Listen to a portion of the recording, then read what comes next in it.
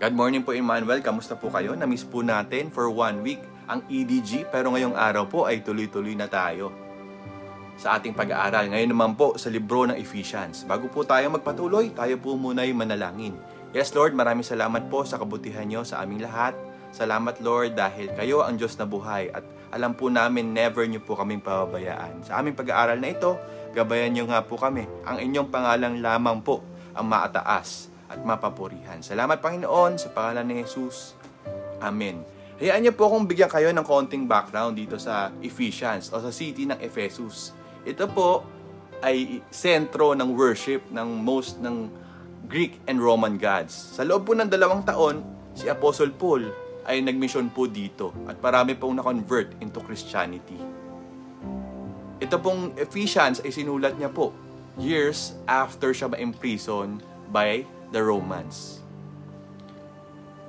Simulan po natin ang ating pag-aaral sa chapter 1. Sabi po sa verse 1 and 2, Paul, an apostle of Christ Jesus by the will of God, to God's holy people in Ephesus, the faithful in Christ Jesus. Grace and peace to you from God our Father and the Lord Jesus Christ. Ayan. So dito pa lang po sa verse 1 and 2, sinasabi na dito na ang Ephesians o yung Ephesus ay napaka-faithful. Kasi kung hindi yan babanggitin ni Apostle Paul. Grace and peace to you raw from the Father and Jesus Christ. Sabihin, binibigyan sila ng blessing, no? Sisimula pa lamang. Quickly po, ano po ba ang pwede natin matutunan sa chapter 1? Kasi napakarami po. Unang-una is, si God po ay pinili tayo. He chose us. Sa kadahilanan na mahal niya tayo. Actually, hindi natin malubos makomprehend kung bakit niya tayo mahal. Pero minahal niya tayo maging sino man tayo. Diba? Nakakilig yun. He predestined us for adoption to sonship through Christ in accordance with His pleasure and will. Wow. Diba? Naging pa tayo? Sons and daughter pa tayo through Christ Jesus. Bakit? Through His pleasure and will. He redeemed us through His blood, the forgiveness of sins, in accordance with the riches of God's grace that He lavished on us. Wow. By the grace of God, nabigyan tayo ng forgiveness through His blood. He made known to us the mystery of His will according to His good pleasure, which He purposed in Christ. Wow. Diba?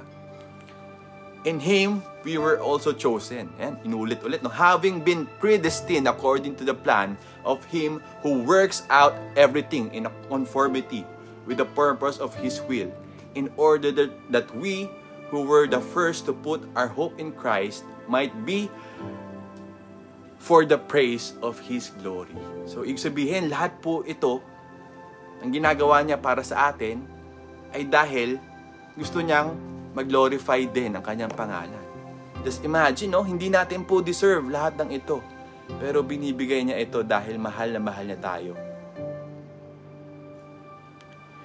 We were also included in Christ when we heard the message of truth, the gospel of your salvation. Wow. Grabe. Pinili tayo ng Diyos. Noon tayo ay nakarinig ng gospel.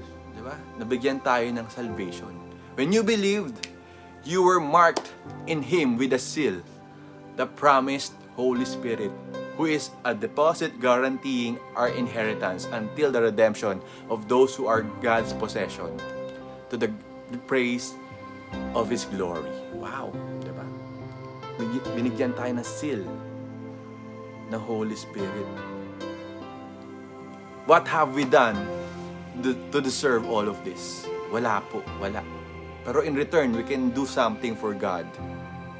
How? Be a disciple of Jesus, serve and lead for Jesus, share the gospel, make Jesus known to everyone. God bless.